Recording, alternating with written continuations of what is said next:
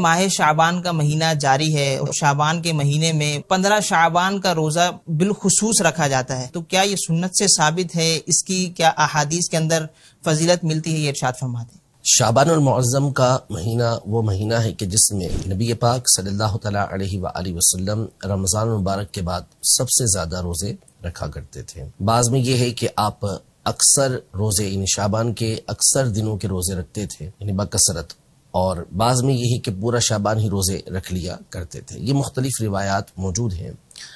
تو یوں شعبان المعظم کے مہینے کے اندر جو روزہ رکھنا ہے یہ تو احادیث صحیحہ سے ثابت ہے، نبی پاک صلی اللہ علیہ وسلم کا عمل اس میں ثابت ہے۔ اب رہا خاص 15 شعبان المعظم کا روزہ رکھنا،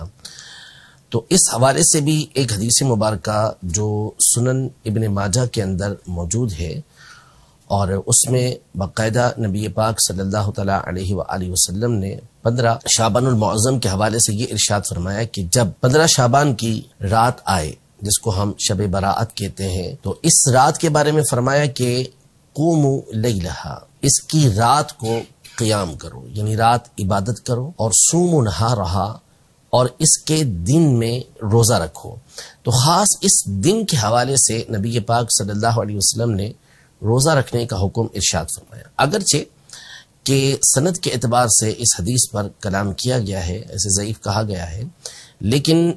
جس طرح اصول محدثین کی روشنی میں اس حدیث کو ضعیف قرار دیا گیا ہے، یوں ہی محدثین کے اصول کی روشنی میں یہ بات بھی بالکل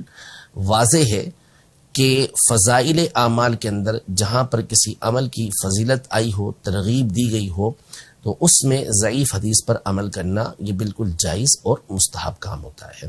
تو نبی پاک صلی اللہ تعالیٰ علیہ وآلہ وسلم کی اس حدیث مبارکہ کی روشنی میں خاص 15 شعبان کا روزہ رکھنے کا حکم بھی ہوا، اور اس رات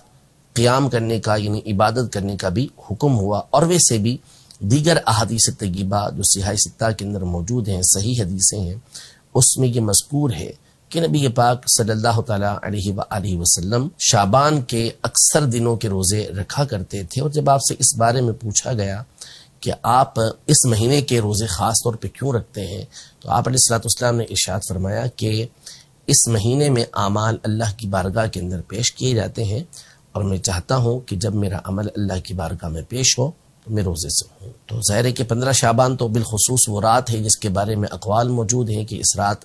اللہ پاک کی بارگاہ میں اعمال پیش کیے جاتے ہیں، تو کیوں نہ یہ رات اللہ پاک کی عبادت میں گزاری جائے اور اس کا دن روزہ رکھتے ہوئے گزارا جائے۔